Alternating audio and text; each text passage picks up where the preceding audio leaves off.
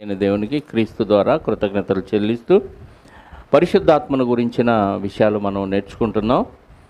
అందులో భాగంగా పరిశుద్ధాత్మకు ఎన్ని పేర్లు ఉన్నాయి అనేది గత వారం ఆలోచించాం. దాన్ని కంటిన్యూ చేసుకుంటూ ఇంకొక కొన్ని పేర్లు, 2 పేర్లు పరిశుద్ధాత్మకు ఉన్నట్టుగా మళ్ళీ ఎక్కువగా పరిశోధన చేయటాన్ని బట్టి నాకు లభించినాయి.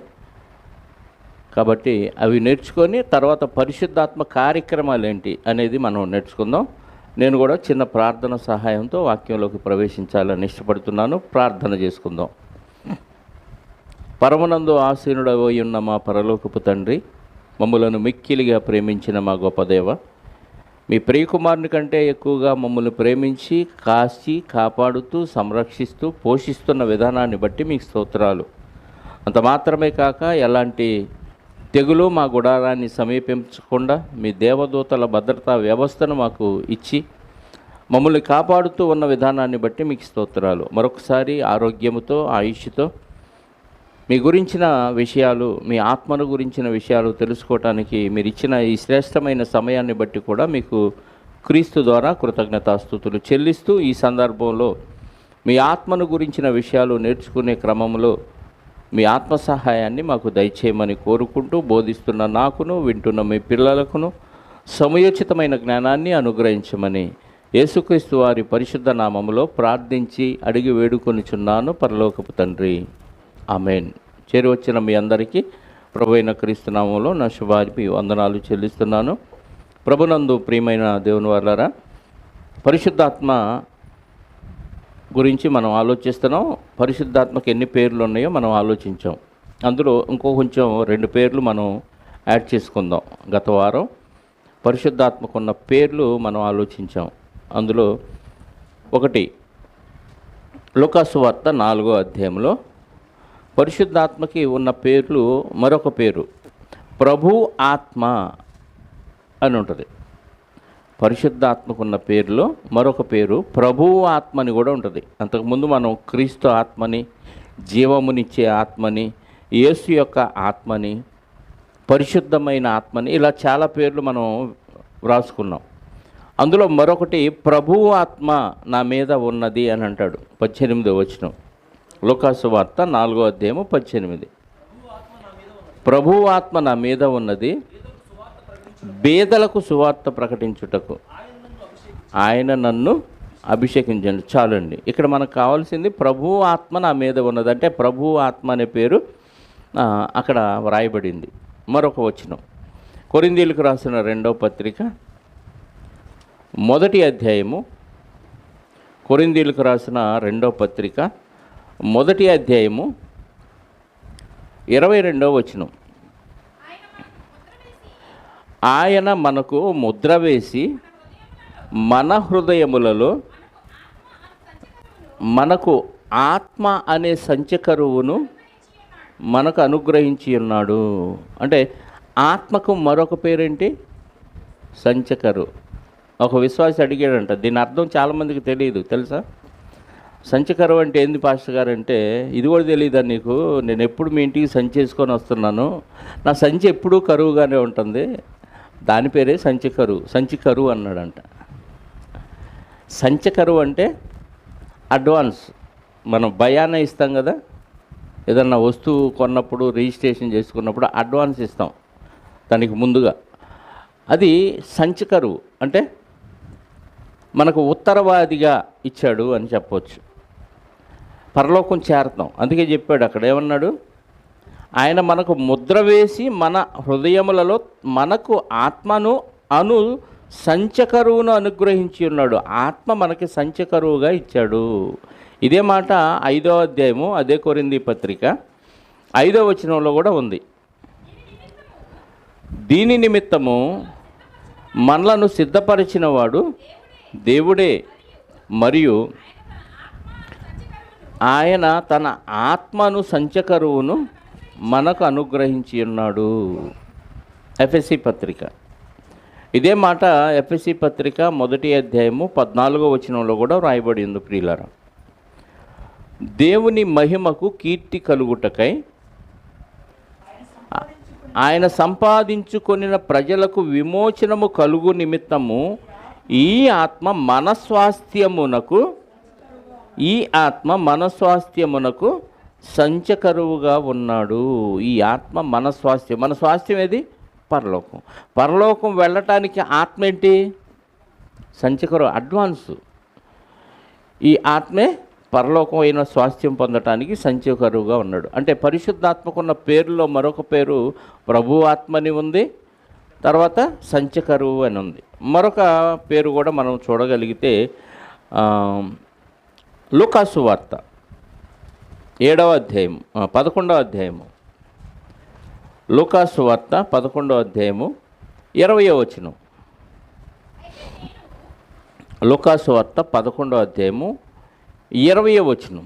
అయితే నేను దేవుని వ్రేలితో దయ్యములను వెళ్ళగొట్టుచున్న ఎడలా. చాలండి. యేసుక్రీస్తు వారు చెప్తున్న మాట, ఆయన దయ్యాలని దేంతో వెళ్ళగొడుతున్నాడంట? దేవుని వ్రేలుతో. ఇంతకు దేవుని వేలంటే ఏంటి? దేవుని వ్రేలంటే ఏంటి? దేవుని వ్రేలంటే ఏంటంటే మత్తయి సువార్త చూద్దాం. మత్తయి సువార్త ఇదే సందర్భం మత్తయి గారు కూడా రాశారు. 12వ అధ్యాయము 28వ వచనంలో ఈ దేంతో ఆయన దయ్యాలను వెళ్ళగొడుతున్నాడో చెప్తున్నాడు. నేను దేవుని ఆత్మ వలన నేను దయ్యములను వెళ్ళగొట్టుచున్న ఎడల నిశ్చయముగా దేవుని రాజ్యం మీ వద్దకు వచ్చి ఉన్నది. దేవుని ఆత్మ వలన దయ్యాలను వెళ్ళగొడుతున్నాడు. అక్కడ ఏం చూసాము? ఇదే సందర్భం లూకాసు వార్తలో దేవుని వ్రేలు. అంటే దేవుని వ్రేలు అంటే ఎవరయ్యానంటే దేవుని ఆత్మ. ఇంకా క్లారిటీ కావాలంటే నిర్గమకాండము 8వ అధ్యాయము 19వ వచనం. ఇక్కడ ఐగుప్తు తెగుళ్ళు రప్పిస్తూ ఉంటాడు ఐగుప్తులో మోషే గారు. ఆ మోషే గారు చేసిన తెగుళ్ళన్నీ ఐగుప్తు మాంత్రికులు కూడా తెప్పిస్తూ ఉంటారు. ఆ సందర్భంలో ఈ ధూళి, ఆ దేశపు దుమ్ముతో పేలు చేస్తాడు ఎవరు? మోషే గారు. ఇప్పుడు అదే పేలు ఈ మాంత్రికులు చేయలేకపోతారు. చేయలేక ఏమంటారు తెలుసా? అక్కడ శకునగాండ్రు 18 చదవండి, మీకు క్లారిటీగా వస్తుంది. శకునగాండ్రు కూడా పేలను పుట్టించవలనని తమ మంత్రముల చేత అట్లు చేసిరి కానీ అది వారి వలన కాకపోయాను. పేలు అంటే దుమ్ములో నుంచి పేలు వచ్చినాయి, ధూళిలో నుంచి. పేలు మనుషులను మీదను జంతువుల మీదను ఉండగా శకునగాండ్రు ఇది దైవశక్తి అని ఫరోతో చెప్పిరి. ఇది దైవశక్తి అని ఫరోతో చెప్పిరి. అక్కడ ఫుట్ నోట్లు ఏముందో చూడండి. అంటే దైవశక్తి అంటే పరిశుద్ధాత్మ, దేవుని ఆత్మ = దేవుని వ్రేలు. అంటే పరిశుద్ధాత్మకున్న మరొక పేరులో దేవుని వేలు. ఇప్పుడు పరిశుద్ధాత్మ కార్యాలు ఏంటో రాసుకుందాం. పరిశుద్ధాత్మ కార్యములు అంటే పరిశుద్ధాత్మ చేసే పనులు. పరిశుద్ధాత్మ కార్యములు అంటే పరిశుద్ధాత్మ చేసే పనులు. యోహాను సువార్త 16వ అధ్యాయము, యోహాను సువార్త 16వ అధ్యాయము 8వ వచనం. 16:8. ఆయన వచ్చి పాపమును గూర్చియు నీతిని గూర్చియు తీర్పును గూర్చియు లోకమును ఒప్పుకొన చేయును. దానికి ముందు చదివితే ఆయన అంటే ఎవరో అంటే చెప్తాడు. 7వ వచనం. అయితే నేను మీతో సత్యము చెప్పుచున్నాను, నేను వెళ్ళిపోవుట వలన మీకు ప్రయోజనకరము, నేను వెళ్ళని ఎడల ఆదరణకర్త మీ యొద్దకు రాడు. ఈ మాట రాసుకున్నామా? పరిశుద్ధాత్మ పేరుల్లో ఆదరణకర్త అనేది. అంటే ఆదరణకర్త అంటే పరిశుద్ధాత్మ. నేను వెళితే ఆయన వస్తాడని యేసుక్రీస్తు వారు చెప్తున్నాడు. ఆయన వచ్చి ఏం చేస్తాడంట? పాపమును గూర్చియు నీతిని గూర్చియు తీర్పును గూర్చియు లోకమును ఒప్పుకొన చేయును అంటున్నాడు. అంటే లోకాన్ని పరిశుద్ధాత్మ వస్తే తప్ప ఒప్పుకొన చేయలేడు. ఈయన వెళితే ఆయన వస్తాడు. అప్పుడు ఆయన వచ్చిన తర్వాత వాక్యం ప్రకటిస్తుంటే ఆ పరిశుద్ధాత్మ లోకంలో ఉండి వాళ్ళు ఒప్పుకోవటమో ఒప్పుకోకపోవటమో లేదా తీర్పు అంటే ఏంటో వాళ్ళకి అర్థమయ్యేటట్టు చేస్తాడు. కానీ మారరు. ఒప్పుకొని చేయునంటే పరిశుద్ధాత్మ ఒప్పుకొని చేస్తున్నాడు, కానీ వాళ్ళు ఒప్పుకోరు అన్నమాట. విషయం అర్థమైంది కానీ అంగీకరించరు. అంటే పరిశుద్ధాత్మ చేసే పని ఏంటి అంటే పాపమును గూర్చి, తీర్పును గూర్చి, నీతిని గూర్చి లోకమును ఒప్పుకొన చేయును. ఇది పరిశుద్ధాత్మ చేసే పని. ఎప్పుడు యేసుక్రీస్తు వెళ్ళి పరిశుద్ధాత్మ వచ్చిన తర్వాత, అంటే పెంతెకోస్తు పండుగ దినం తర్వాత జరిగే కార్యక్రమం చెప్తున్నాడు ఆయన. ఇంకొక పని, అపోస్తుల కార్యాల గ్రంథం 1వ అధ్యాయము, అపోస్తుల కార్యముల గ్రంథం 1వ అధ్యాయము 16వ వచనం. 1వ అధ్యాయము 16వ వచనం. సహోదరులారా, యేసును పట్టుకొనిన వారికి త్రోవ చూపిన యూదాను గూర్చి పరిశుద్ధాత్మ దావీదు ద్వారా పూర్వము పలికించిన లేఖనము నెరవేరవలసి ఉన్నది. ఇందులో మనం తీసుకోవాల్సింది ఏంటంటే దేవుని ఆత్మ, పరిశుద్ధాత్మ పలికించాడంట. ఎవరి ద్వారా? దావీదు ద్వారా. అంటే ప్రవక్తల చేత పలికించింది ఎవరు? పరిశుద్ధాత్మ. అంటే ప్రవక్తలకు ప్రేరణిచ్చి పలికించేది పరిశుద్ధాత్మ. అంటే పరిశుద్ధాత్మ చేసే రెండవ పని ఏంటి అంటే ప్రవక్తలకు ప్రేరణిచ్చి పలికిస్తాడు దేవుని మాట. ఇదే విషయం అదే అపోస్తుల కార్యాలు 28వ అధ్యాయము, ఇదే విషయం అదే అపోస్తుల కార్యాలు 28వ అధ్యాయము 27వ వచనం. ఈ ప్రజలు కన్నులారా చూచి, చెవులారా విని, మనసారా గ్రహించి నా వైపు తిరిగి నా వలన స్వస్థత పొందకుండునట్లు వారి హృదయము కొవ్వియున్నది. వారు చెవులతో మందముగా విని కన్నులు మూసుకొని ఉన్నారు అని పరిశుద్ధాత్మ యెషయా ప్రవక్త ద్వారా మీ పితరులతో చెప్పిన మాట సరియే. ఇక్కడ పరిశుద్ధాత్మ యెషయా ప్రవక్త ద్వారా చెప్పి పలికించాడు. ఏమని పలికించాడో రాశాడు. 26 కూడా చదువుదాం. మీరు వినుట మట్టుకు విందురు కానీ గ్రహింపనే గ్రహింపరు, చూచుట మట్టుకు చూతురు కానీ కాననే కానరు. ఈ ప్రజల యొద్దకు వెళ్ళి చెప్పుము. ఎవరు చెప్పారు ఈ మాట? పరిశుద్ధాత్మ చెప్పాడు. ఎవరితో చెప్పాడు? యెషయా గారితో చెప్పాడు. యెషయా గారు పలికితే ఆ మాటలు ఇక్కడ వ్రాయబడితే మనం చదువుకుంటున్నాం. అంటే పరిశుద్ధాత్మ చేసే పనుల్లో రెండవ పని ఏంటంటే ప్రవక్తల ద్వారా పలికిస్తాడు ప్రేరేపించి. ఇది రెండవ కార్యక్రమం. మూడవది యోహాను సువార్త 14వ అధ్యాయము 26వ వచనం. యోహాను సువార్త 14వ అధ్యాయము 26వ వచనం. ఆదరణకర్త అనగా తండ్రి నా నామమున పంపబోవు పరిశుద్ధాత్మ సమస్తమును మీకు బోధించి నేను మీతో చెప్పిన సంగతులన్నిటినీ మీకు జ్ఞాపకము చేయును. అంటే ఆల్రెడీ యేసుక్రీస్తు వారు అన్నీ చెప్పేశాడు వాళ్ళకి, కాకపోతే వాళ్ళకి అర్థం కావని కొన్ని ఆపేశాడు. ఇప్పుడు పరిశుద్ధాత్మ ఏం చేస్తాడు? సంభవింపబో సంగతులన్నీ మీకు బోధించి జ్ఞాపకం చేస్తాడు. ఎవరు ఏం జ్ఞాపకం చేస్తాడు? నేను చెప్పిన మీకు జ్ఞాపకం చేస్తాడని యేసుక్రీస్తు వారు చెప్తున్నాడు. ఇప్పుడు సంభవింపబో సంగతులు ఇప్పుడు కూడా పరిశుద్ధాత్మ బోధిస్తాడా? అక్కడ ఉన్న మాటను బట్టి మనకేమర్థం అవ్వాలి? ఆదరణకర్త అనగా తండ్రి నా నామమున పంపబోవు పరిశుద్ధాత్మ సమస్తమును గూర్చి మీకు, అంటే అప్పటికి ఇంకా పరిశుద్ధాత్మను పంపించాడా? పంపించలేదా? పంపించలే. పంపబోవు. ఈయన వెళ్ళాలి కదా, చనిపోయి తిరిగి వెళితే అప్పుడు పెంతెకోస్తు పండుగ దినాన పరిశుద్ధాత్మ వస్తాడు. వచ్చినప్పుడు చేసే పని ఇక్కడ చెప్తున్నాడు ముందే యేసుక్రీస్తు వారు. నా నామమున పంపబడబోవు పరిశుద్ధాత్మ సమస్తమును మీకు బోధించి, అంటే ఆయన వచ్చి మీకు చెబుతాడని అన్నాడే తప్ప ఇప్పుడు వచ్చి బోధిస్తాడు అంటలా. ఇదే వచ్చినాన్ని ఇప్పుడు అప్లై చేసుకోకూడదు. చాలామందికి తెలియక నాకు పరిశుద్ధాత్మ బోధిస్తాడు. ఆ పాంప్లెట్లో కూడా మీటింగులప్పుడు కొంతమంది వేస్తారు, ప్రసంగికులు, ముఖ్య ప్రసంగికులు పరిశుద్ధాత్మ దేవుడు. మరి ఈయనెవరు? అంటే పరిశుద్ధాత్మ దేవుడే ఈయనలోకి వచ్చేసి బోధిస్తాడన్నమాట. ఇక అయ్యగారు ఏది చెప్పినా అది రైటే. ఆల్రెడీ పరిశుద్ధాత్మ ప్రవక్తలను ప్రేరేపించి చెప్పినవి వ్రాస్తే మనం చదివి అవే నేర్చుకుంటున్నాం. ఇప్పుడు సంభవింపబోయే సంగతులు పరిశుద్ధాత్మ ఇప్పుడు చెప్పడు, అప్పుడు చెబుతాడని యేసుక్రీస్తు వారు ఇక్కడ తెలియచేశాడు.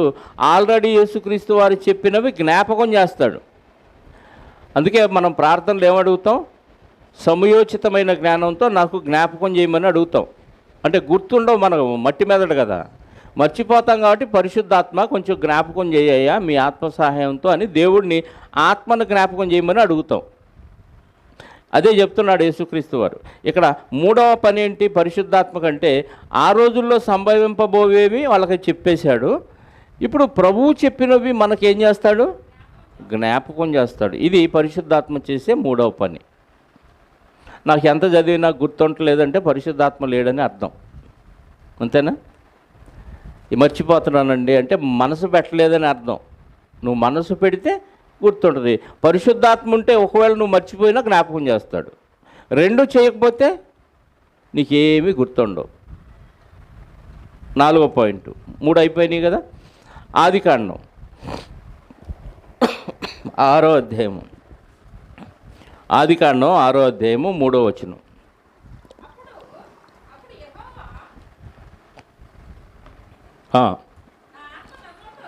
అప్పుడు యెహోవా నా ఆత్మ నరులతో ఎల్లప్పుడూ వాదించదు. చాలండి. ఇక్కడ వాదించదు అన్నాడంటే అంతకుముందు ఏం చేస్తున్నాడు? వాదిస్తున్నాడు అని అర్థం. పరిశుద్ధాత్మ వాదిస్తాడు మనతో. ఎలా? నువ్వు చేసేది తప్పురా, చెయ్యొద్దురా, మానుకోరా అని. నువ్వు అంతే చెబుతాలే, నేను ఇంతేలే అని మనం చేస్తూ ఉంటాం.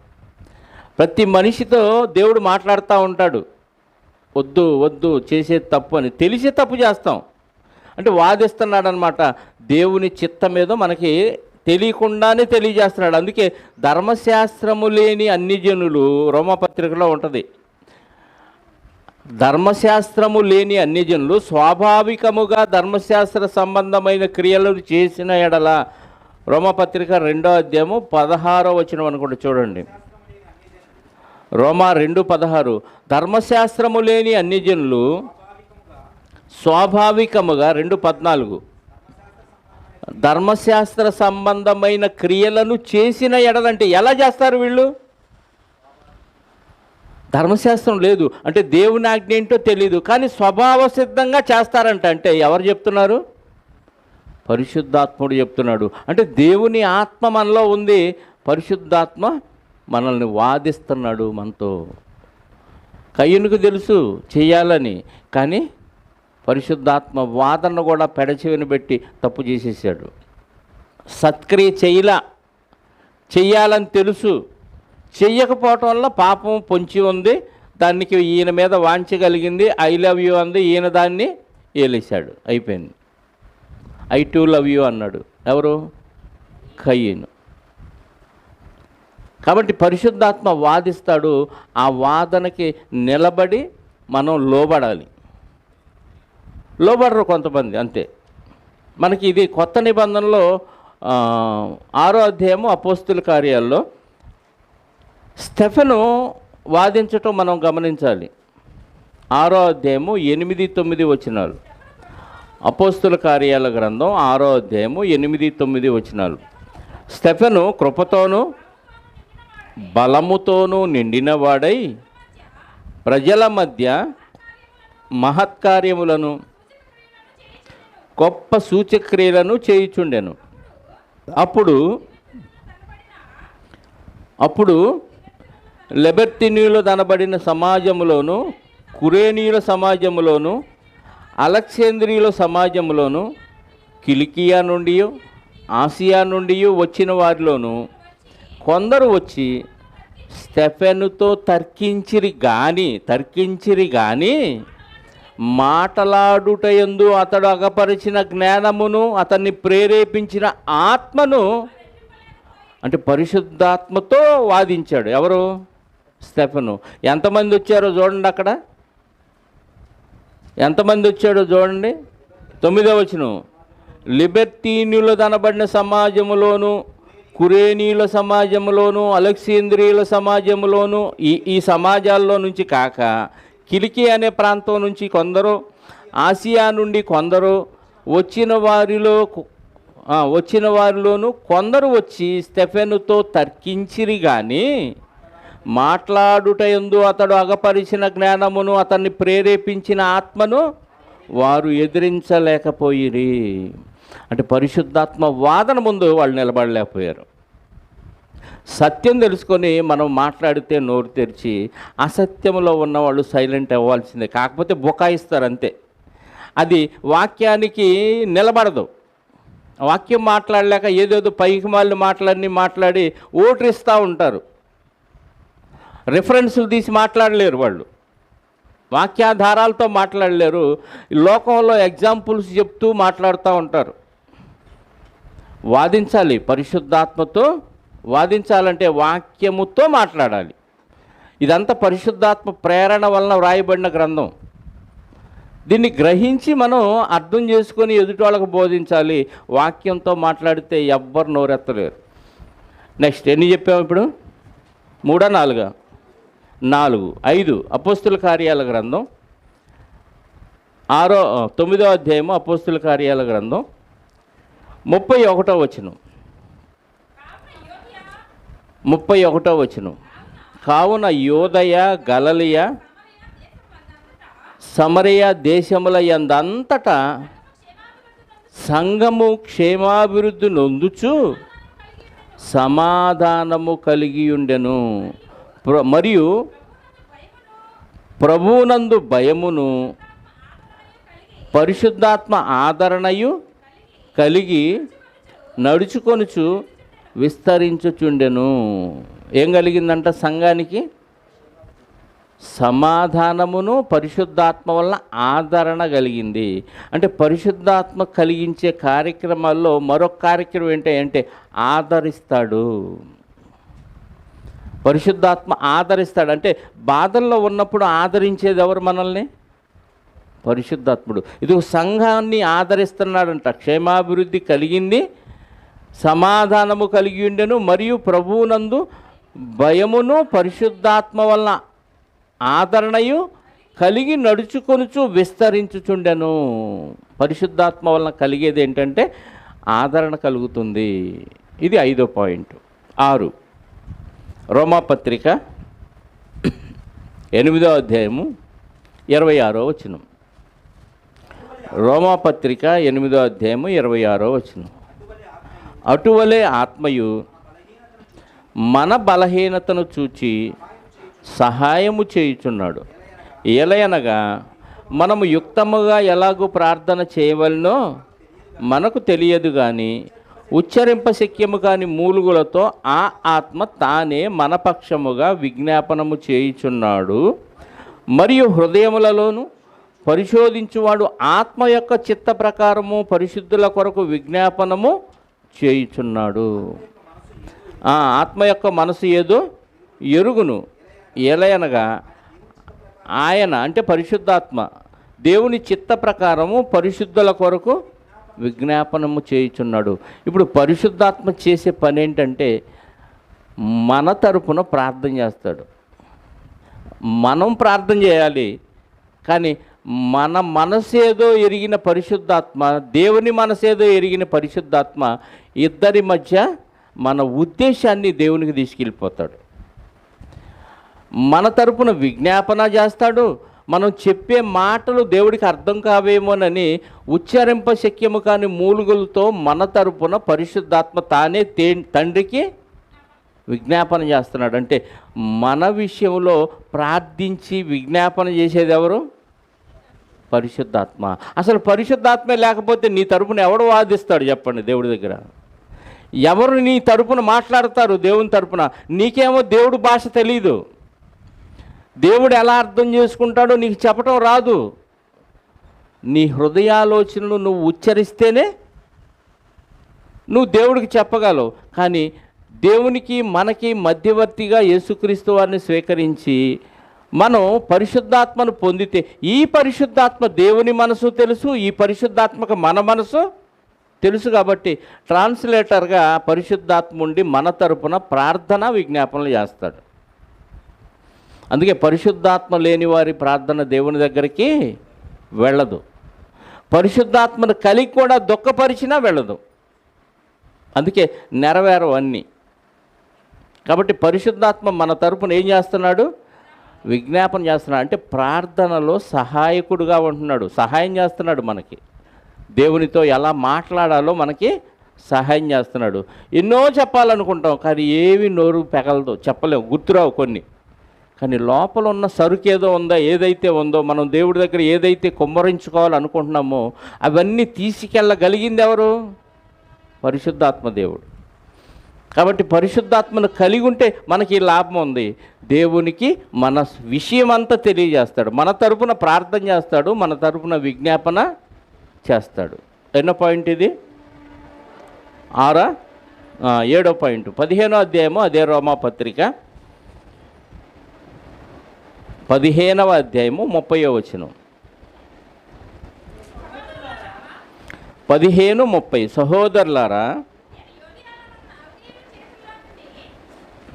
నేను యోదయలోనున్న అవిధేయుల చేతులలో నుండి తప్పింపబడి యెరూషలేములో చేయవలసి ఉన్న ఈ పరిచర్య పరిశుద్ధులకు ప్రీతికరమగునట్లును నేను దేవుని చిత్తము వలన సంతోషముతో మీ యొద్దకు వచ్చి మీతో కలిసి విశ్రాంతి పొందునట్లు మీరు నా కొరకు దేవునికి చేయు ప్రార్థనల యందు నాతో కలిసి పోరాడవలనని మన ప్రభు అయిన యేసుక్రీస్తును బట్టి ఆత్మ వలన ప్రేమను బట్టి మిమ్మును బ్రతిమాలు కొనుచున్నాను.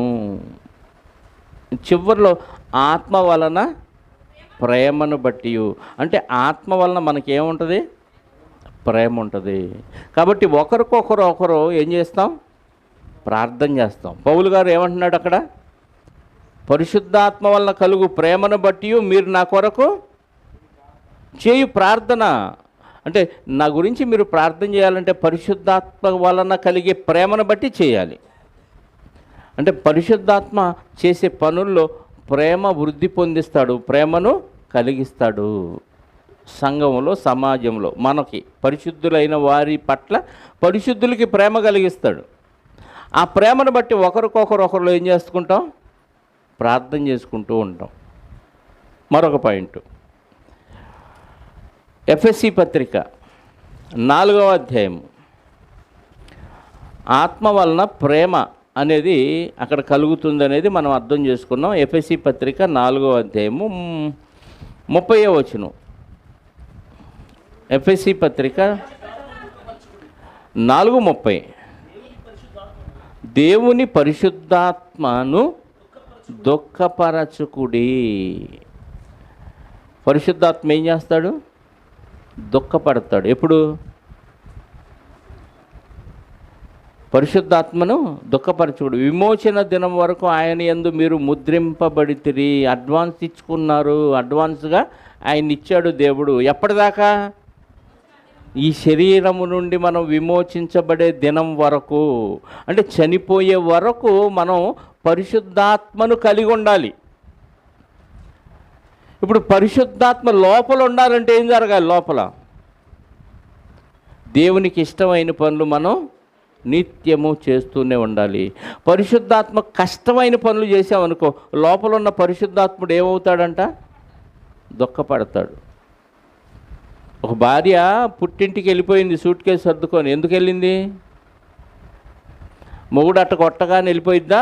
చాలాసార్లు భరించి దుఃఖపడి ఏడ్చి ఇరుగు పొరుగుళ్ళకి అన్నీ చెప్పుకున్నా కానీ తీరకపోతే అప్పుడు సూట్ కేసు సర్దుకుంటారు. పరిశుద్ధాత్ముడు కూడా తొందరగా వెళ్ళడు కదా అని వెళ్ళేటట్టు చేయకండి. వెళ్ళడన్నాను కదా అని అంత తొందరగా వెళ్ళడు. ఎందుకంటే అడ్వాన్స్ తీసుకున్నవాడు కొంటాడు వస్తువు. మనం ఏదన్నా ఒక వస్తువు మాట్లాడుకొని అడ్వాన్స్ ఇచ్చామంటే ఖచ్చితంగా కొంటాం. అడ్వాన్స్ కోల్పోం ఎవరమే. 10 లక్షలు పెట్టి ఏదన్నా కొని 1 లక్ష రూపాయలు అడ్వాన్స్ ఇచ్చామనుకో, వదులుకుంటామా? 9 లక్షలు కట్టి రిజిస్ట్రేషన్ చేయించుకోవాలనుకుంటాం. అలాగే పరలోకం స్వాస్థ్యానికి మనకి పరిశుద్ధాత్మను దేవుడు అడ్వాన్స్గా ఇచ్చినప్పుడు ఈ అడ్వాన్సు అంత తొందరగా వదిలిపోడు. వీలైనంత వరకు స్వాస్థ్యం అనుభవించడానికి తీసుకెళ్లేదాకా విమోచన దినం వరకు మనతోనే ఉంటాడు. కాకపోతే ఆయన ఉండలేని స్థితి ఇక్కడ లోపల జరుగుతుందనుకో, అంటే దేవునికి ఇష్టం లేని కార్యక్రమాలన్నీ నిరంతరం చేస్తూ చేస్తూ చేస్తూ ఉంటే పరిశుద్ధాత్మ ఏమవుతాడు? దుఃఖపడిపోతాడు.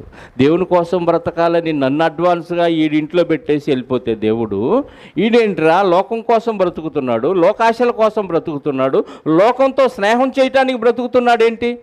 ఎంతకాలం చూసినా దేవుడు వైపు వస్తాడేమో, దేవునికి ఇష్టమైన కార్యక్రమాలు చేస్తాడేమోనని నేను లోపలుండి ఎదురు చూస్తుంటే ఏ కాడికి లోకంతో ఫ్రెండ్షిప్ చేసి లోకాశల్లో బ్రతుకుతున్నాడేంటని లోపలుండి పడుతూ పడుతూ పడుతూ పడుతూ ఒక్కసారి టప్పని వెళ్ళిపోతాడు. ముందు దుఃఖపడతాడు పరిశుద్ధాత్మ. బైబిల్ చదవాలనుకుంటాం, చదవలేకపోతాం. ప్రార్థన చేయాలనుకుంటాం, చేయలేకపోతాం. మీటింగులకు అటెండ్ కావాలనుకుంటాం, అటెండ్ అవ్వలేకపోతాం. సమయానికి చర్చికి రావాలనుకుంటాం, రాలేకపోతాం. ఇన్ని విషయాల్లో పరిశుద్ధాత్మ ఏమవుతాడు? దుఃఖపడతాడు. దుఃఖం కాస్త ఏడుపు అయిపోద్ది. కన్నీళ్ళు కారి కారి కారి కన్నీళ్ళు అయిపోతే ఇక ఈ కుంపలో ఉండకూడదు, సూట్ కేసు సర్దేసుకుందామని వెళ్ళిపోతాడు. అంటే పరిశుద్ధాత్మ ఏమవుతాడంటే దుఃఖపడే లక్షణం కూడా పరిశుద్ధాత్మ ఉంది. పరిశుద్ధాత్మలో ఆనందం ఉంది, పరిశుద్ధాత్మతో దుఃఖం కూడా ఉంది. ఇది తెలీదు, పరిశుద్ధాత్మ దుఃఖపడతాడనే విషయం తెలియదు చాలామందికి. దుఃఖపెడుతూనే ఉంటారు చాలాసార్లు. ఎక్కువసార్లు పరిశుద్ధాత్మను దుఃఖపరుస్తున్నాం లోపల. దేవునికి అయిష్టమైన పని ఏది చేసినా, దేవునికి అయిష్టమైన ఆలోచనలు చేసినా లోపల ఉండలేడండి పరిశుద్ధాత్ముడు. కరోనా ఉన్న రూమ్లోనే ఉండాలంటే భయపడి చేస్తున్నారు జనం. మరి లోపల ఇన్ని ఈర్ష్య, ద్వేషం, అసూయ, కుళ్ళు, కుట్ర ఇలాంటి పనికి మాలిన ఆలోచనలన్నీ లోపల పెట్టుకుంటే పరిశుద్ధాత్ముడు ఎలా ఉంటాడు మనలో? ఉండలేడు కదా. దేవుడికి నచ్చంది ఏంటంటే పాపం కదా. పాపం ఉన్న చోట దేవుడు ఉండడు. పాపుల మాట కూడా దేవుడు చెవికి వినపడటానికి ఆయన ఇష్టపడ్డు. మేఘాలను అడ్డుగా పెట్టేస్తాడు. అలాంటిది లోపలున్న పరిశుద్ధాత్మ ఎలా తట్టుకుంటున్నాడు మనలో ఉండి? అంటే ఎంతో ఓర్పు కలిగి ఉన్నాడు. ఓర్పు కలిగిన పరిశుద్ధాత్మనే దుఃఖపెట్టావంటే నువ్వు ఎన్నిసార్లు దేవునికి అవిధేయంగా ప్రవర్తించావో ఆలోచించాలి. పరిశుద్ధాత్మ కార్యక్రమాల్లో మరొక కార్యక్రమం ఏంటంటే పరిశుద్ధాత్మ దుఃఖపడే లక్షణం ఉంది. ఆ లక్షణాన్ని మనమే పెంచి పోషిస్తున్నాం అన్నమాట. ఇది 8వ 9 16వ అధ్యాయం అపోస్తుల కార్యాల గ్రంథం 16వ అధ్యాయము 6-7 వచనాలు. ఆసియాలో వాక్యము చెప్పకూడదని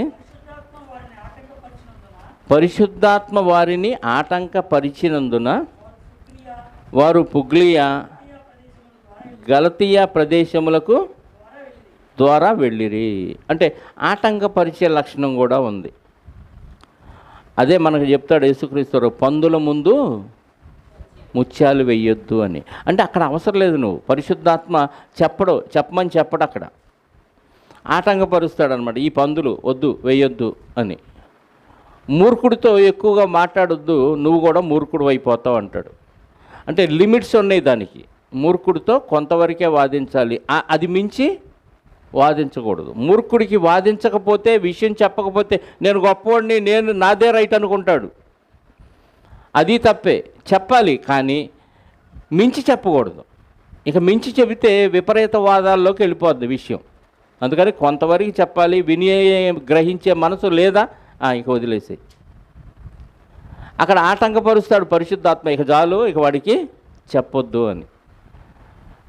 అలాని ఇక అందరికీ చెప్పొద్దు, పరిశుద్ధాత్మ ఆటంకపరిచాడని మానేయకండి. మళ్ళీ మనకి ఏది వీకో అదే చేస్తాం కదా. ఏంటి బ్రదర్ పలానోడికి చెప్పలేదు అన్నాం అనుకో, పరిశుద్ధాత్మ ఆటంకపరుస్తాడని చెప్పారు కదా మీరే, అక్కడ నన్ను ఆటంకపరిచాడు అందుకని చెప్పలేదంటాం. 10వ పాయింట్ యోహాను సువార్త. ఇది ముందే చెప్పాలి, లేట్ అయింది. పరిశుద్ధాత్మ లక్షణంలో మరొక లక్షణం 10వ పాయింట్ యోహాను సువార్త 14వ అధ్యాయము 15వ వచనం. 15. నేను మిమ్మల్ని ప్రేమించిన ఎడల, మీరు నన్ను ప్రేమించిన ఎడల నా ఆజ్ఞలను గైకొందురు. నేను తండ్రిని వేడుకొందును, మీ యొద్ద ఎల్లప్పుడూ ఉండుటకై ఆయన వేరొక ఆదరణకర్తను, అనగా సత్యస్వరూపి అయిన ఆత్మను మీకు అనుగ్రహించును. లోకము ఆయనను చూడదు, ఆయనను ఎరుగదు గనుక ఆయనను పొందనేరదు. మీరు ఆయనను ఎరుగుదురు, ఆయన మీతో కూడా నివసించును, మీలో ఉండును. అంటే యేసుక్రీస్తు వారు పరలోకానికి వెళ్ళక మునుపు, చనిపోయి పునరుద్ధానుడై పరలోకానికి వెళ్ళక మునుపు చెప్పాడు, పరిశుద్ధాత్మ వస్తాడు, భూమి మీదకి శాశ్వత కాలం ఉండటానికి వస్తాడు. ఎవరైతే నమ్మి బాప్తిజం పొందుతారో వారిలో ఉంటాడు, వారిల్లో నివసిస్తాడు. లోకం ఆయన్ని ఎరగదు, చూడదు. ఎరిగిన మనం ఆయన్ని గ్రహించాం కాబట్టి మనలో మనతో ఉంటాడు. అంటే పరిశుద్ధాత్మ కార్యక్రమాలు ఏంటంటే మనలో ఉండే లక్షణం ఆయనకు ఉంది, మనలో నివసిస్తాడు. అదే ఇందాక చదివాం, విమోచన దినం వరకు ఆయన మీతోనే ఉంటాడు. అంటే మనలో ఉండే లక్షణం ఆయనకు ఉంది పరిశుద్ధాత్మకి. అది ఇక్కడ మనం ముందుగానే ఇది అసలు 1వ పాయింట్గానే చెప్పాలి వాస్తవంగా కదా. 11వ పాయింట్, తీతు పత్రిక 3వ అధ్యాయము 5వ వచనం.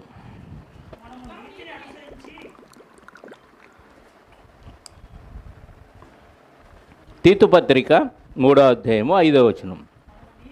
మనము నీతిని అనుసరించి చేసిన క్రియల మూలముగా కాక తన కనికరము చొప్పుననే పునర్జన్మ సంబంధమైన స్నానము ద్వారా పరిశుద్ధాత్మ మనకు నూతన స్వభావమును కలుగచేయును.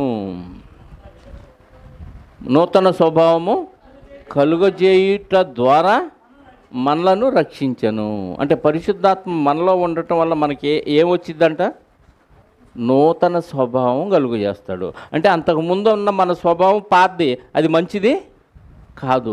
స్వభావాన్ని మార్చి నూతనమైన స్వభావాన్ని కలుగజేస్తాడు. మనలో ఉండి మనతో ఉన్న పరిశుద్ధాత్ముడు మనకేం చేస్తాడు? నూతన స్వభావాన్ని కలుగజేస్తా. అంటే మళ్ళీ పాత స్వభావం వస్తుందంటే పరిశుద్ధాత్ముడు ఉన్నట్ట లేనట్ట చెప్పాలి. నాకు నూతనమైన స్వభావం ఏమీ రావట్లేదు, వెనకటి పాత ఉన్నాయి చూసారా అవే స్వభావం ఇంకా నాలో ఉందంటే పరిశుద్ధాత్ముడు లేనట్టే. మనకు నూతన స్వభావం రావాలి. ఏంటి, గతంలో ఎంత పాడు పని చేశానా నేను అంటే మనం గతంలో చేసిన పనుల మీద మనకే అసహ్యం రావాలి. ఎందుకు? ఇప్పుడు నూతన స్వభావాన్ని కలుగజేసే ఆత్మ మనలో ఉన్నాడు కాబట్టి. అయినా మనకు నూతన ఆలోచనలు రావట్లేదు, వాక్య సంబంధమైన ఆలోచనలు రావట్లేదు, మన బుద్ధి మాట్లేదంటే ఆత్మ లేడు అని అర్థం చేసుకోవాలి. దురాత్మ ఉన్నాడు, అప్పుడప్పుడు ఏదో కొత్త ఆలోచనలు వచ్చినట్టుగా భ్రమ కల్పిస్తాడు. మరి లేడనిపించుకోకూడదుగా మనం. నాకు కూడా ఆత్మ ఉన్నాడు అనిపించుకోవటానికి ఏం చేస్తాడు దురాత్మ? పరిశుద్ధాత్మ ఉంటే ఎలాంటి మంచి ఆలోచనలు వస్తాయో అలాంటి ఆలోచనలు వచ్చినట్టుగా భ్రమ కల్పిస్తాడు. వాటి వలన నీకు పరలోకం రాదు. నూతన స్వభావాన్ని కలుగు చేశాడంటే దేవునికి ఇష్టమైన పనులు చేసే విధంగా నీకు ఆ మనసు పుట్టిస్తాడు పరిశుద్ధాత్ముడు. ఆ ఆలోచనలు మనకి ఎప్పటికప్పుడు కొత్త కొత్తగా వస్తూ ఉంటాయి. ఇది చేస్తే ఎట్లుంటుంది, ఈ పని చేస్తే దేవునికి ఎట్లా ఉంటుంది, ఎలా చెప్పాలి వాళ్ళకి, నేను ఎలాంటి ప్రవర్తన కలిగి ఉండాలి, ఈ పని వలన ఇతరులకు ఏమన్నా ఆటంకం అవుతానా, దేవునికి ఏమన్నా విరోధంగా తయారైన వాడిని అవుతానా, ఇలాంటి ఆలోచనలన్నీ మనకు వచ్చి పాతి వదిలేసుకొని కొత్త స్వభావంలోకి మనం మారిపోతూ ఉంటాం. ఎప్పుడది? పరిశుద్ధాత్మ మనలో ఉన్నప్పుడు. కాబట్టి పరిశుద్ధాత్మ పని ఏంటి? ఇంకోటంటే నూతన స్వభావాన్ని కలుగజేసే పని ఆయన. మరొక పని పరిశుద్ధాత్మ పని. లూకాసు వార్త 12వ అధ్యాయము 10వ వచనం.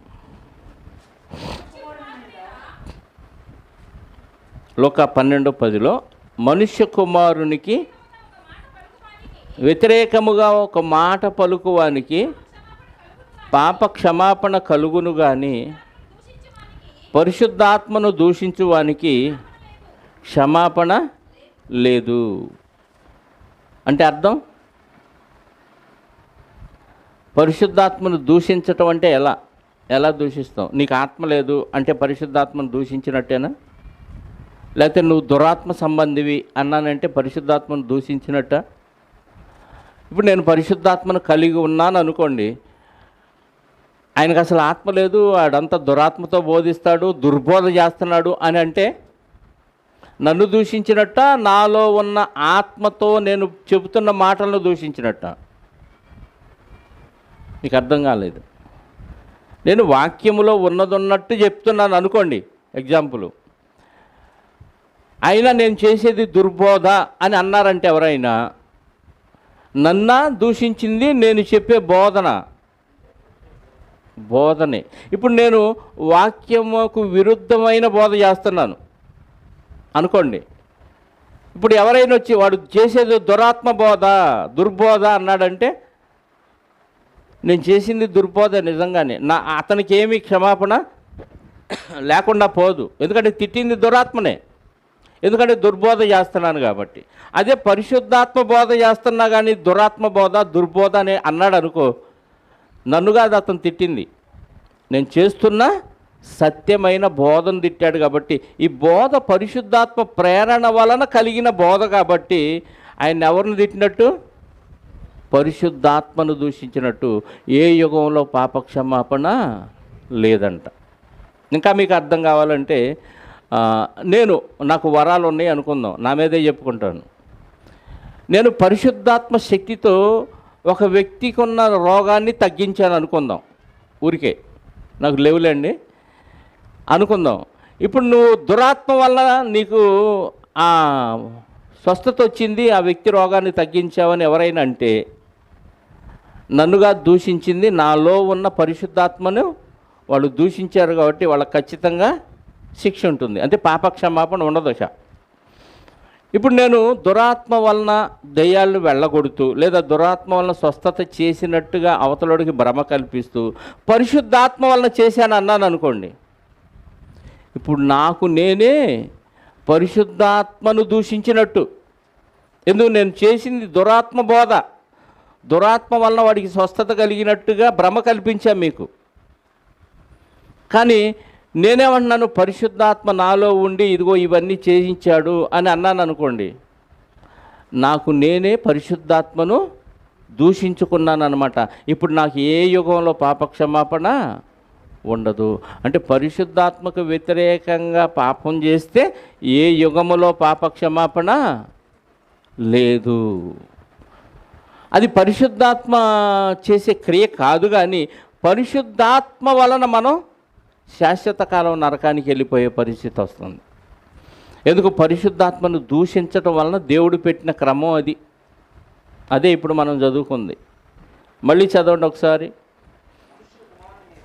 మనుష్య కుమారుని మీద వ్యతిరేకముగా ఒక మాట పలుకువానికి పాప క్షమాపణ కలుగును కానీ పరిశుద్ధాత్మను దూషించువానికి పాప క్షమాపణ లేదు. ఆ బ్యాచ్ ఎవరో చూపించమంటారా? మత్తయి సువార్త 7వ అధ్యాయంలో ఉంటారు, 22వ వచనం. ఆ దినమందు అనేకులు నన్ను చూచి, ప్రభువా ప్రభువా, నేను నీ నామమున ప్రవచింపలేదా?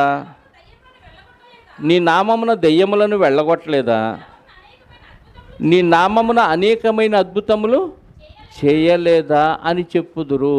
అప్పుడు నేను మిమ్మును ఎన్నడును ఎరుగను, అక్రమము చేయువారులారా నా యొద్ద నుండి పొండని వారితో చెప్పుదును. వాళ్ళు ఏం చేశారు?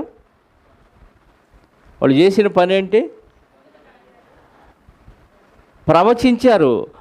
అంటే ప్రవక్తలు ఏం చేస్తారంట? పరిశుద్ధాత్మ వలన ప్రవచిస్తే అవే రాశారు గ్రంథంలో, అది చదివాం మనం కదా ఒక పాయింట్గా. పరిశుద్ధాత్మ పనుల్లో ప్రవచిస్తాడు, పరిశుద్ధాత్మ వలన ప్రవచిస్తే అవి వ్రాయబడ్డాయి అని నేర్చుకున్నాం. ఇప్పుడు దేవుడి నామాన్ని ప్రవచించారంట వీళ్ళు. దేవుడి నామాన్ని దయ్యాలను వెళ్ళగొట్టారంట.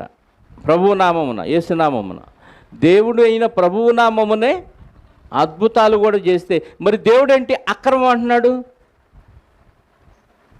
అంటే వీళ్ళ దగ్గర పరిశుద్ధాత్మ లేకపోయినా ఉన్నట్టుగా చెప్పి చేశాం అంటున్నారు. నామం అయిందే, యేసునామమున గద్దెత్తన్నాను అంటాడు. అడు దురాత్మ పేరు మీద చేసింది. జరిగినట్టుగా భ్రమ కలిగిద్దే తప్ప జరగవు. అందుకే అక్రమం చేశారు మీరు, క్రమం కాదు. ఆత్మ లేకుండా ఆత్మని చెప్పి మోసం చేశారు ప్రజల్ని. కాబట్టి అక్రమము చేయువార్లరా నా యొద్ద నుండి పొండి. ఇప్పుడు వీళ్ళు పరిశుద్ధాత్మకు వ్యతిరేకంగా పాపం చేశారు కాబట్టి గెట్ అవుట్ అంటున్నాడు. ఎక్కడికి? పాతాళలోకాని. ఏ యుగములో పాప క్షమాపణ వాళ్ళకి లేదు. మరి చేశారా అంటే చేశారు.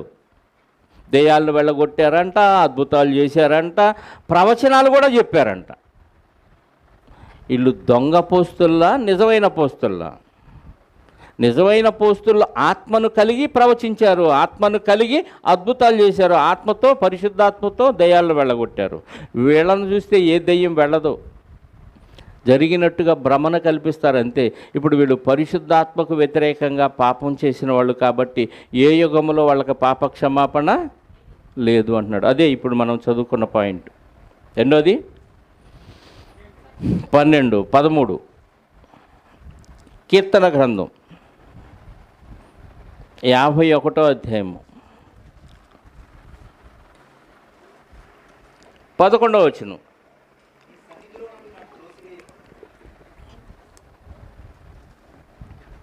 నీ సన్నిధిలో నుండి నన్ను త్రోసివేయకము, నీ పరిశుద్ధాత్మను. అంటే దేవుడు ఇచ్చిన పరిశుద్ధాత్మను ఏం చేస్తాడు? తీసేస్తాడా? అర్థమైందా మీకు? అసలు రక్షణ ఇచ్చిందే పరలోకం చేర్చడానికి, మళ్ళీ ఇచ్చిన పరిశుద్ధాత్మను ఎందుకు తీసేస్తాడు చెప్పండి? పరిశుద్ధాత్మను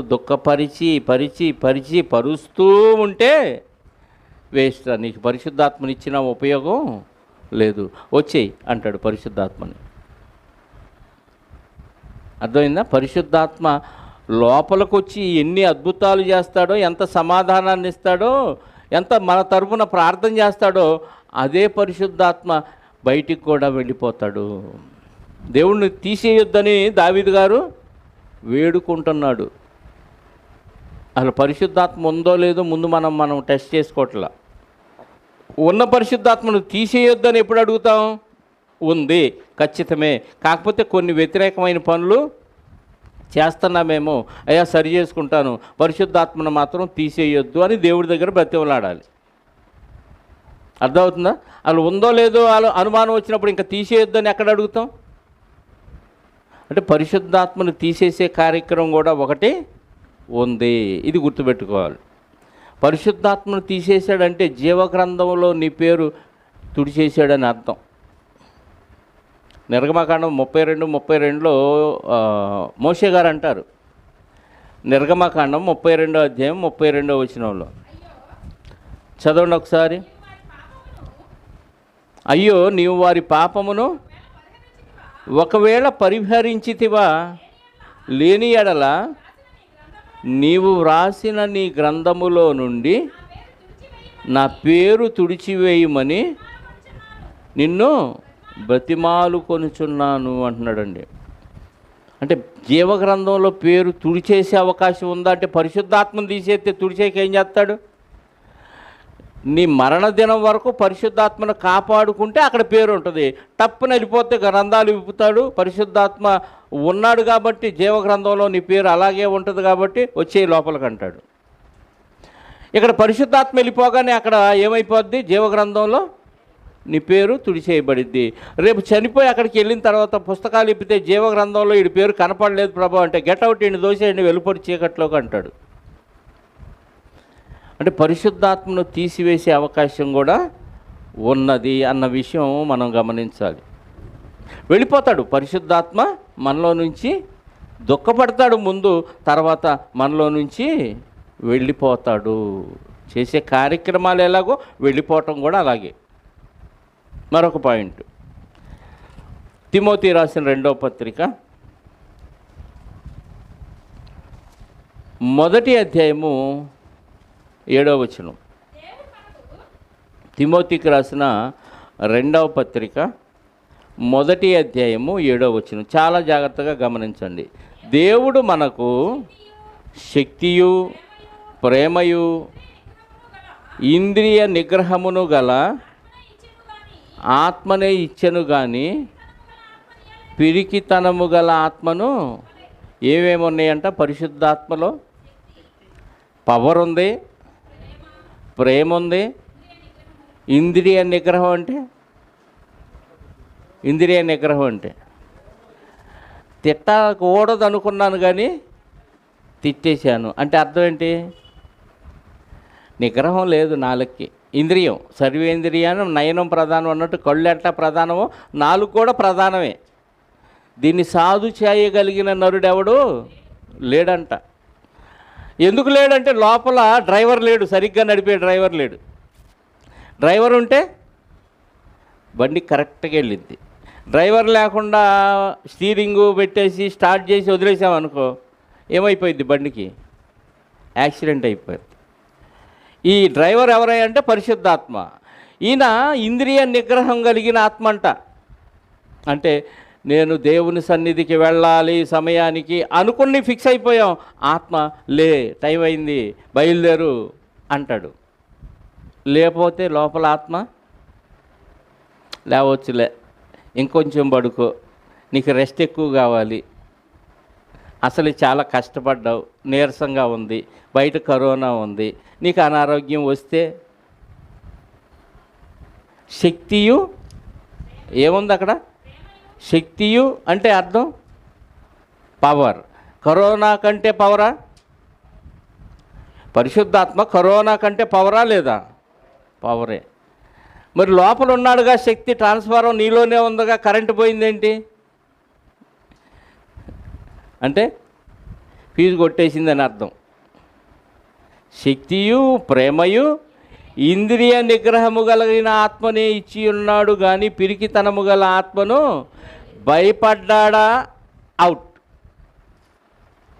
ఆత్మ లేదని అర్థం. పిరికితనం కలిగిన ఆత్మ కాదు. పరలోకానికి వెళ్లకుండా నరకానికి వెళ్ళే జాబితాలో ఫస్ట్ స్థానంలో ఉన్న వ్యక్తులు ఎవరో తెలుసా?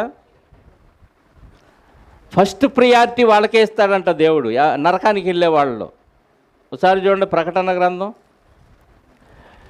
20వ అధ్యాయము 21:8 అనుకుంటే చూడండి. 21:8 కదా? అవును. ప్రకటన 21:8 పిరికివారును అవిశ్వాసులు, చాలు, వీళ్ళంతా ఎక్కడికి వెళ్తారు? రెండవ మరణానికి వెళ్ళిపోతారు. అదే నరకం. ఆ వెళ్ళే జాబితాలో ఉన్నవారు ఎవరు? పిరికివారు. ఈరోజు కరోనాతో చచ్చిపోతున్న వాళ్ళు సగం కంటే ఎక్కువగా ఉన్నవారు ఈ పిరికివారే. నాకు వచ్చేసింది, ఇంకా అయిపోయా, నాకు వచ్చేసింది, అయిపోయా, ఇంకా చచ్చిపోతావు అంతే. సగం భయంతో చచ్చిపోతున్నారు తెలుసా? కరోనాతో వచ్చిన వాళ్ళు రాకముందే వచ్చిద్దామని భయపడి సగం చేస్తున్నారు. అక్కడే ఇమ్యూనిటీ సగం పడిపోతుంది. వచ్చిన తర్వాత ఉన్న ఇంకాస్త ఇమ్యూనిటీ ఇంకా సగం పడిపోతుంది, ఇంకా పావు ఇమ్యూనిటీ ఉంది. ఇది మందుల దెబ్బకి పూర్తిగా సర్వనాశనం అయిపోతుంది. దాంతో టప్పని చచ్చిపోతున్నారు. 10 రోజులు బాగుంటున్నారు, 11వ రోజు ఆక్సిజన్ లెవెల్ పడిపోతుంది. సగం భయంతోనే చచ్చిపోతున్నారు. నాకు ఊపిరి అందట్లేదేమో అందదనేది నిజంగానే అందదు. దయ్యం కనపడుతుందా అంటే ఏదో ఒక తెల్ల ఆకారం నీకు కనపడింది ఖచ్చితంగా. మన భ్రమది.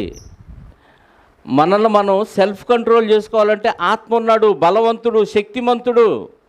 ఈయన శక్తికి మించిన శక్తి ఇంకొకటి లేదు. ఇది దేవుని వేలు. దేవుని వేలు కంటే పవర్ఫుల్ ఏముంది? లేదు కదా. మరి ఈ ఆత్మ మనలో ఉంటే చచ్చిపోతేలే, నా పుట్టింటికి వెళ్ళిపోతా, నా తండ్రి దగ్గరికి వెళ్ళిపోతా, నాకు ఇక ఆనందమే, ఈ కష్టాలు తప్పుతాయి, ఈ బాధలు తప్పుతాయి, ఈ శ్రమలు తప్పుతాయి అని ఆనందించాల్సిన బదులు చస్తానేమో ఇవాళ కాదు రేపైనా చేస్తావు. దానికోసం భయపడేదేమో, పుట్టిన ప్రతివాడు చావక తప్పదు కదా. బాధ్యతలు వీళ్ళనెవరు చూస్తారు, వాళ్ళనెవరు చూస్తారు అంటే అసలు వాళ్ళని చూడటానికే కదా నిన్ను పుట్టించిన ఆయన నీకు తెలియకుండా తీసేస్తాడా? ఒకడు తీసేసాడంటే దానికి ఒక కారణం ఉంటుంది, ఆయనకి తెలియదేంది, నీ మాత్రం తెలివితేటలు బాధ్యతలు ఆయనకి లేవా? తండ్రిగా, రక్తమాంసాలు కలిగిన తండ్రిగా మన పిల్లలకి ఏది మేలో ఏది కీడో మనకే తెలిసినప్పుడు ఆత్మలను కన్న తండ్రి ఆ మాత్రం తెలివి లేకుండా పుట్టించి నిన్ను లేపేస్తాడా? పిల్లలకు అన్యాయం చేస్తాడా? ఒకళ్ళు లేపేశాడంటే నీ వల్లనే పిల్లలకు ప్రమాదం ఉందని అర్థం. నువ్వు ఉంటేనే వాళ్ళు పాడైపోతారు, నువ్వు పోతే వాళ్ళు బాగుపడతారని అర్థం. దేవుడికి అన్ని తెలివితేటలు ఉన్నాయి, మనకంటే తెలివి తక్కువడేమీ కాదు. నువ్వు కన్న తండ్రివి, నీ పిల్లవాడు రొట్టెని అడిగితే రాతినిస్తావా? కర్రని అడిగితే పావునిస్తావా అంటున్నాడంటే, మరి రక్తమాంసాలు కలిగి కాత్తో కూర్తో చెడుతనం లోపల ఉంచుకున్న మనమే పిల్లలకు మంచి ఇవ్వాలనుకున్నప్పుడు, మరి పరిశుద్ధుడైన తండ్రి మనకు మంచి ఇవ్వాలనుకుంటాడా, చెడు ఇవ్వాలనుకుంటాడా? మంచి ఇవ్వాలనుకున్నప్పుడు ఉంచటం తీసేయటం ఆయన ఇష్టం. నువ్వెందుకు భయపడి చేస్తావు పెరిగితనంతో? అంటే శక్తి కలిగిన ఆత్మ లోపల లేడు. శక్తి కలిగిన ఇంద్రియ నిగ్రహము కలిగిన ఆత్మ అంటే ఈ సర్వ ఇంద్రియాలను కంట్రోల్ చేసి ఏది తప్పో దాన్ని చేయనీయకుండా ఒప్పైందే చేయించే డ్రైవర్ లోపల ఉన్నాడు. ఆయనే పరిశుద్ధాత్మ దేవుడు. అలాంటి ఆత్మను పొందితే దేనికి భయపడరండి, దేనికి భయపడరు. చక్రవర్తులకు భయపడలేదు. అలాంటి ఆత్మ కలిగిన దానియేలు, షడ్రకు, మెషకు, అబేద్నెగో అపోస్తలులు. ఎందుకు? వాళ్ళలో ఉన్న ఆత్మ ఎవరు? ఇంద్రియ నిగ్రహము కలిగిన ఆత్మ. శరీరాన్ని చంపుతావు, నా ఆత్మను టచ్ కూడా చేయలేవు, నీకు దొరకదో, నీకు కనిపించదు, అది నా దేవుని ఆధీనం అంటాడు. శరీరాన్న నీ ఇష్టం, చేసుకో, ఏం చేసుకుంటావో చేసుకో అంటాడు. మనం శరీరాన్ని ప్రేమిస్తున్నాం కాబట్టి, దీనికి భయపడుతున్నాం కాబట్టి ఓనికి చేస్తాం, పిరిగితనం వస్తుంది మనకి. ఇది దేవుడిచ్చింది, దేవుడిష్టం, ఏదైనా చేసుకొని అనే ధైర్యంతో ధీమాతో ఎప్పుడు ఉంటామంటే పరిశుద్ధాత్మ మనలో ఉన్నప్పుడు. పిరికితనము కలిగిన ఆత్మను మనకి ఇవ్వాల దేవుడు. అంతకుముందు మనం పిరికోవడం అవ్వచ్చు, కానీ ఇప్పుడు ధైర్యం వచ్చేసిద్ది, ఎందుకంటే లోపల ధైర్యవంతుడైన ఆత్మ ఉన్నాడు. మరొక వచనం చూద్దాం. యోహాను మొదటి పత్రిక, యోహాను సువార్త 16వ అధ్యాయము. యోహాను సువార్త 16వ అధ్యాయము 13వ వచనం. యోహాను సువార్త 16వ అధ్యాయము 13వ వచనం. అయితే ఆయన అనగా సత్యస్వరూపి అయిన ఆత్మ వచ్చినప్పుడు మిమ్మల్ని సర్వసత్యములోనికి నడిపించును. అంటే పరిశుద్ధాత్మ ఇంకేం పని చేస్తాడంటే మనల్ని రోజు రోజుకి వాక్యములో లోతైన సందర్భాల్లోకి తీసుకెళ్ళిపోతాడు. కానీ మనం ప్రారంభంలో ఎలా ఉన్నామో ఎదిగే కొద్దీ కూడా అలాగే ఉంటున్నాము. అంటే అర్థం లోపల పరిశుద్ధాత్మ లేడేమో. ఉంటే సర్వసత్యంలోనికి నడిపిస్తాం. సర్వసత్యం అర్థం కావట్లే చాలామందికి. 20 ఏళ్ళు 30 ఏళ్ళు చర్చికి వెళ్ళినా ఏమి తెలియదండి. ఇప్పుడు నేను బోధిస్తున్నా చాలామందికి ఈ కరోనా టైంలో, పెద్ద పెద్ద పాస్టర్లు ఏమి తెలియదు, మూలపాఠాలే తెలియలే వాళ్ళకి. విచిత్రంగా మూలపాఠాలు చెప్తుంటేనే ఆశ్చర్యపోతున్నారు. బుర్ర హీట్ ఎక్కుతుందంట. అన్న టీ తాగుతాను ఉండు కొద్దిగా 5 నిమిషాలు అంటున్నారు, ఒక 10 నిమిషాలు రిలాక్స్ అవ్వాలంటున్నారు. ఎందుకంటే బుర్ర బద్దలైపోతుందంట ఈ విషయాలు వాళ్ళకి ఎక్కుతుంటే. ఇదే సందర్భాలు నేను చాలాసార్లు చదివాను, ఇదే రెఫరెన్స్లు, నాకు ఎలా అర్థం కాలేదేంటి అంటున్నారు. అంటే సర్వసత్యం అర్థం కాల. ఎప్పుడు ఆ పాత పాఠాలు ఏవైతే ఉన్నాయో ఆ స్వస్థతల గురించి అవే రిపీట్. పరిశుద్ధాత్మ ఉంటే ఏం చేస్తాడంట? సర్వసత్యములోనికి నడిపిస్తాడు. దీనికి సపోర్ట్ చేస్తూ కొరింథీ మొదటి పత్రిక 2వ అధ్యాయము 9-10 వచనాలు. కొరింథీ మొదటి పత్రిక 2వ అధ్యాయము. ఇందును గూర్చి దేవుడు తన్ను ప్రేమించు వారి కొరకు ఏవి సిద్ధపరిచనో అవి కంటికి కనబడలేదు, చెవికి వినబడలేదు, మనుష్య హృదయమునకు గోచరము కాలేదు అని వ్రాయబడి ఉన్నది. మనకైతే దేవుడు వాటిని తన ఆత్మ వలన బయలుపరచి ఉన్నాడు. ఆ ఆత్మ అన్నిటినీ, దేవుని మర్మములను కూడా పరిశోధించుచున్నాడు. చాలమ్మ 9:10 రెండో అధ్యాయము కొరింథీ మొదటి పత్రిక 9-10 వచనాలు. అంటే పరిశుద్ధాత్మ దేవుని మర్మాలన్నిటినీ పరిశోధిస్తున్నాడు. అంటే దేవుడు లోతైన విషయాలను కూడా మనకు అర్థమయ్యేటట్టు తెలియజేస్తున్నాడు. అది సర్వసత్యంలోనికి నడిపించటం అంటే. ఎన్నైనా 15 అయినాయా? ఇంకోటి 16. దశలోనికి రాసిన రెండో పత్రిక 2వ అధ్యాయము 13వ వచనం.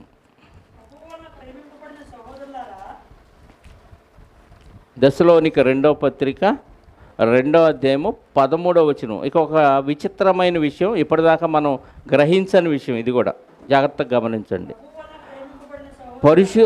ప్రభువు వలన ప్రేమింపబడిన సహోదరులారా, ఆత్మ మిమ్మల్ని పరిశుద్ధ పరచుట వలనను,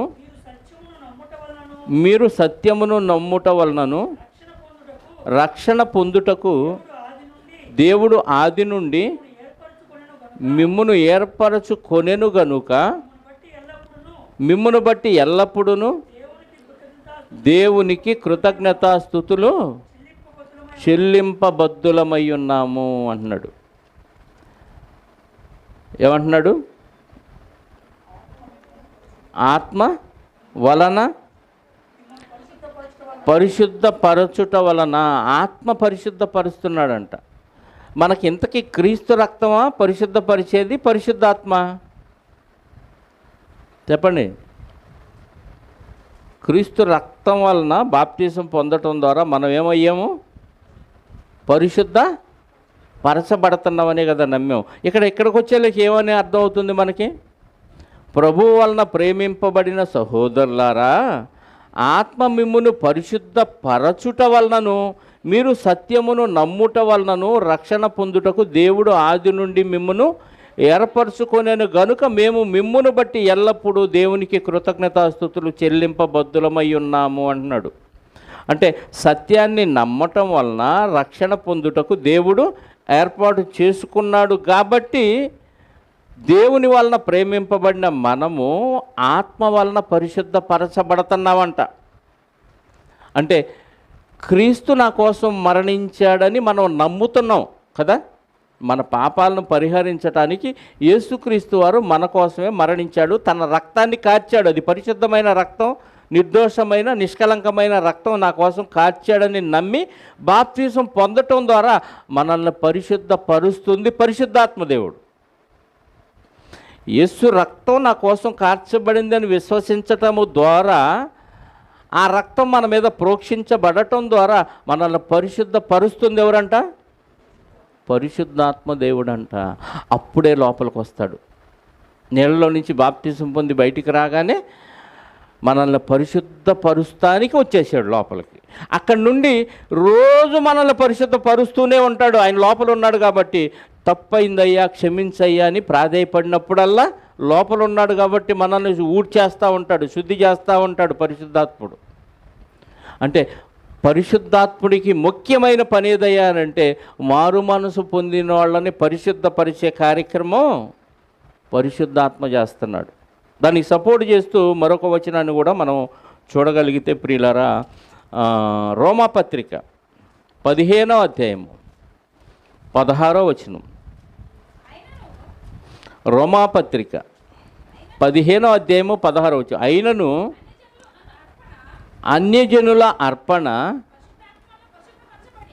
పరిశుద్ధాత్మ వలన పరిశుద్ధపరచబడి ప్రీతికరమగునట్లు నేను సువార్త విషయమై యాజక ధర్మము జరిగించుచు దేవుని చేత నాకు అనుగ్రహింపబడిన కృపను బట్టి అన్యజనుల నిమిత్తము యేసుక్రీస్తు పరిచారకుడనైతిని అంటున్నాడు. చాలమ్మ ఇక్కడ ఏమంటున్నాడు? అన్యజనులు అయినను అన్యజనులు అను అర్పణ పరిశుద్ధాత్మ వలన పరిశుద్ధపరచబడి ప్రీతికరమగునట్లు. అన్యజనులే అర్పణ. అన్యజనులు అను అర్పణ అంటే అన్యజనులు అర్పించే అర్పణ కాదు. అక్కడ ఏముంది? అన్యజనులు అను అర్పణ పరిశుద్ధాత్మ వలన పరిశుద్ధపరచబడి ప్రీతికరమగునట్లు నేను నా సువార్త విషయమై యాజక ధర్మము జరిగించుచు దేవుని చేత నాకు అనుగ్రహింపబడిన కృపను బట్టి అన్ని జనుల నిమిత్తము నేను యేసుక్రీస్తు పరిచారకుడనైతిని అంటున్నాడు. అంటే నేను అన్ని జనుల్ని దేవునికి అర్పణగా అర్పించటం వల్ల పరిశుద్ధాత్మ ఏం చేస్తున్నాడు? పరిశుద్ధపరుస్తున్నాడు. ఈ పౌలు గారు అన్ని జనులకు సువార్త చెప్పడానికి ఏర్పాటయ్యాను, అదే నా యాజక ధర్మం అంటున్నాడు. అర్థమైందా?